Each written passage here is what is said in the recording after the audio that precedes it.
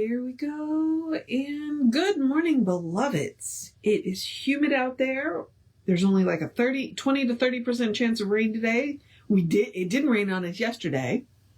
We got an epic bike ride in, and my eyes are driving me crazy, but I think that is because we were trying to deal with the desk in the office, and it's dusty. So, yeah, it's just paperwork piles up so quickly if you don't deal with it. And yeah, so that's what we're at. Okay. So we are doing Living Science of Mind. So let's do the housekeeping, which is simply me reminding you that we are Creative Life Spiritual Center. The website is creativelife.org. The constant contact email, info@creativelife.org. If you will email that, then you will get on a constant contact where you get one email a week, tells you what's going on for the week and the month. The hot links are hot. It says click here now, take you right to the information from the person that can help you get it. Also, it is a blind CC, meaning nobody will see your email. You won't end up on anybody else's email list because of us. So that's very important to know. All right. I think, and then the social media. I always mention the social media, mostly because I'm doing this on social media, right? We do not monetize the social media.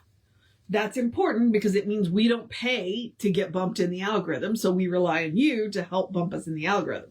All we ask you to do is engage with the pages. Like, subscribe, follow based on whatever page it is. And then with the individual posts, like, comment, and share. We'd appreciate it. And we are Creative Life Spiritual Center or Creative Life Spark, because like on Instagram, we're Creative Life Spark. So if you look up Creative Life Spiritual Center, don't see us, look up Creative Life Spark. And I am the Running Rev Ryan on all of the social medias that I am on. So there we are. All right. That should be the social medias. All right. Now we can talk about my pet theory about what this book is. No, really. This is a collection of essays that came out of the at-home Science of Mind course, which it was 48 lessons. It was in the back of the Science of Mind magazine. You could mail off for it. My pet theory is that basically this is a collection of essays where people came up to Ernest with questions and he answered them, which created the take-home course, which they then pulled to create the Living Science of Mind. Because I don't think Ernest did this. I think it's the Science of Mind organization did it, because they call it Ernest's own commentary on his work. The take-home course did end up getting, or the at-home course did end up getting bound into, I think it took either 5 or 6 books to put all the lessons in. And if you go to the Science of Mind archives, if it's not available through them, I think they have an Amazon link so that some of the money still goes to the archives. So, all right, my eyes are itching and it's just because I've been in the dust. All right. So today we are tackling the law of mental equivalence. I know Jesse talks about mental equivalence a lot, so this should not be an unfamiliar topic to you. And it's a fairly short one, so that's good. Because the next one's not.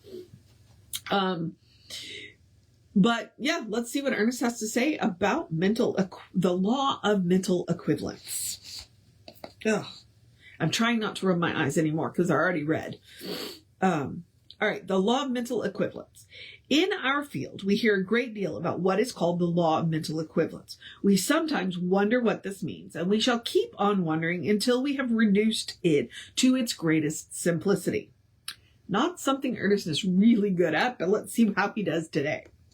The law of mental equivalence means that everything that is consciously and subjectively embodied in our thinking tends to radiate an atmosphere, a vibration, or a current of thought, an inward acceptance which automatically attracts to itself that which is like itself. Okay, that was not simple, but the inward acceptance that attracts that which is like itself to itself is. We are getting back again to the idea of everything moving in circles. The law of mental equivalence means that there shall be within the body of our thinking not only an acceptance of the good we desire, but an inward experience of the meaning of that good, a real sense and a real feeling that we now possess. Okay, his next sentence says the easy enough. But let's just for a brief minute talk about mental equivalence. In a practitioner session, one of the things that practitioners will do is they will ask you, okay, so the feeling that you're trying to get to, have you ever felt like that before? And so what we do is we use an experience that you've already had that gets you the feeling that you're after to so it's like, okay, you felt like this before. This is what it feels like to help you find that feeling again. That's the law of mental equivalence. Sometimes if people don't have a feeling like that, then we'll use like somebody else's experience, but it's really best to go back into your own experience where, okay, I've already felt like this before. I've already had this experience before. It's not exactly what I want, but it's close. That's the mental equivalence. It's like, okay, this is the container. This is what it feels like. This is what it looks like. Okay. Now, he says it is easy enough then to see that the law of mental equivalence means a subjective embodiment even more than it does a conscious statement. It means that when we do make a conscious statement, there shall no longer be anything in us that denies or repudiates it because we've already got the feeling, right? But the subjective embodiment of ideas is something that can be consciously generated. And that's important. So we're creating a subjective idea, but consciously. Which is why I say that the drumbeat of science of mind is consciousness, consciousness, consciousness. The more mindful you are in your life, the better you'll just make better decisions. The more mindful, the more conscious you are, the more aware you are of what's going on around you and the things that you are doing and how you react to situations, you will make better decisions. All right. So I'm going to go back to that sentence, start of the paragraph. But the subjective embodiment of ideas is something that can be consciously generated. Not only can we change our objective thinking, but by a process of careful treatment, we can change the whole subjective field of our thought. Because most of our thinking is unconscious. Therefore, the mental embodiment of an idea or the true mental equivalent of something is not so much the word we speak as it is something we feel in the heart. Okay? We all have a definite content of unconscious thinking, of unconscious expectation, of unconscious frustration and desire. Seriously, these are the patterns that we developed over our lives that are now running us that we are no longer aware of. It's like, your parents said this to you when you were a child, you went and ran with that. So you have made yourself this law that is something based on what your parents said that is not true any longer, but it is still running you. Okay? Unconsciously.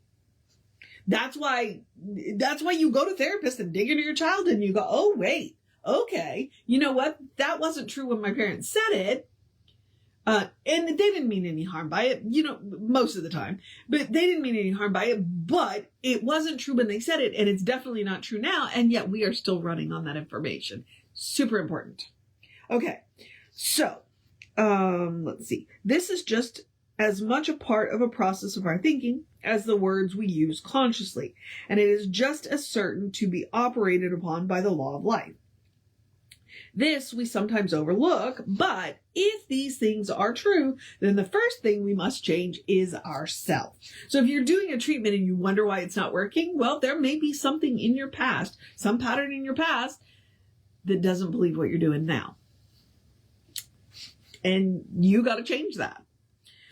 This is sometimes a long and arduous process, for a person does not change all of the patterns of their thought in a moment. Rather, it takes place little by little, but gradually the old thought patterns become transformed into new ones by some inner alchemy of the mind, the operation of which we do not see, but the manifestation of which we do experience. And it's important to understand that it takes time. It takes time. Now, we could say that, if you practice hardball metaphysics, then you can change it like instantly. But not a lot of us practice hardball metaphysics. Most of us are out here playing softball. So we're doing it, but that's why it takes time. That's why it takes time. For instance, an individual who has not met with as much good and happiness in life as they desire should select a definite time each day to treat themselves. The treatment should be something like this. And then he gives us a beautiful example. So hang on. I know that all the good there is belongs to me. God is good. Good is God. I am surrounded by good. I am enveloped by it. I feel its presence. There is nothing in me that can reject that good. My whole inner feeling entertains it and experiences it. My whole expectation is one of joy and pleasurable anticipation. All the old thoughts of fear and doubt and uncertainty have vanished. Within me is the secret place of the Most High. Within me is the presence and the power and the will to know and to do and to be. There is nothing in me that can deny this statement or refuse to accept it. There is nothing in me that can limit me. My memory is one of happiness. My anticipation is one of joy. My experience is one of pleasure. It's a little long for an affirmation, but that's why he says, set aside some time up for treatment every day. And if this doesn't spark you, then use it as a bare bones and put the words in that make sense to you. It's a wonderful little treatment. Or if there's something in there, that speaks to you, use that as an affirmation. This would be a broad gauge treatment, and practiced over a period of many days would be very effectual. The Ernest words, not mine, but I believe him. This would be true of any idea we wish to embody. We should think about it and feel it, envision it, and try to think of the meaning of each word. Accepting it consciously, we should let it sink deeply into the unconscious until the subjectivity of our thought shall have accepted its meaning. Then we shall have arrived at the mental equivalent of the idea. In other words, keep at it consciously until it gets into the subjective mind. Look, you start dreaming about it. That's a good one. When I was taking German in college, I started dreaming in German. And my German teacher got really excited because she said that means that you are incorporating the language if you're starting to dream in it. Do I dream in German anymore? No. Have I practiced German in 20 years? No. But that's what so you repeat it, you practice it until you start dreaming in it. Then you've got it in your subconscious. All right. So that is that. And I'm going to move on into the process of my day. So I'm going to encourage you to have a great day, a wondrous day, a fantastic day, a magical day, an enchanted day, a wonderful day, an awesome day, an amazing day, a take care of business day, a you got this day, a dance in the rain day, if you get any, a stay out of the direct sunlight day, a drink plenty of water day, a be aware of the heat day, we're still in the turnaround, don't drown, because some places still have really high water day, a do something fun for yourself day, a take a break day, a cuddle your fur babies day, a tell somebody you love them day, a work on your subconscious patterns day, a know who you are day, which that's a beloved expression of the divine, by the way, day, a good day. And if that is too much pressure, simply have a day. Simply have a day. You are enough, just as you are. You are a beloved expression of the divine. You are a brilliant light, a divine spark. You are spirit in motion, God in action, a beautiful masterpiece, and a work in progress at the same time, at your own pace. And as Reverend Jesse likes to call us, you are a godling. So explore the truth of your being. Get to know who the divine knows you to be, because the divine knows you to be good. And from there, anything is possible. Anything is possible. And that's the really important part. Anything is possible. All right, beloveds. Reverend David should be on around 5 p.m. with you. I'll be back with you around 9-ish. Hopefully 9-ish. I normally go to during the summer, I normally go to the gym on Wednesdays, but he's going to be out of town. So we're going to do that on Thursday. So tomorrow will be what it is. Take care of yourself. Know that you are loved, and I will see you next time.